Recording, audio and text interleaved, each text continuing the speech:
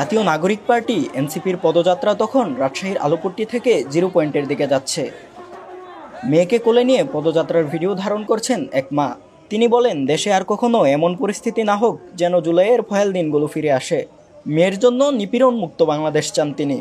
আমিও চাই যে আমার সন্তান যেন একটা সুস্থ স্বাভাবিক বাংলাদেশে বেড়ে উঠুক, ওর ভবিষ্যৎটা যেন খুব সুন্দর হয়। আমরা যে দামামাটা দেখলাম, আমরা যে জুলাইটা দেখলাম, সেটা যেন আমার সন্তানটা বড় হয়ে না দেখে। তরুণদের দল এনসিপির কাছে সাধারণ মানুষের রয়েছে নানান প্রত্যাশা, কিছুটা সংশয় আছে, তার সাথে আছে শুভকামনাও। এখন তরুণ সমাজ আসছে, এটা আমরাও চাই যে ভালো মানুষ আসুক, ভালোভাবে দেশটা চলুক, তারা চালাতে পারে, এই জন্য আমরা আশা করি আমাদের দেশে সঠিক রাজনীতি যাতে প্রবর্তিত হয় এবং কি সবাই যাতে আমাদের ন্যায্য অধিকার গরিব দুঃখীরা ফিরে পায়, আর যেন একতরফা কোনো বড় লোক শোষণ করে এই দেশে রাজত্ব না করতে পারে, আর ফ্যাসিবাদ চিরতরে যাতে নির্মূল হতে পারে। কেউ কেউ বলছেন ছাত্রদের হাত ধরে নতুন দিনের শুরু, ভাগ্য বদলাক মানুষের, ফিরুক সুদিন।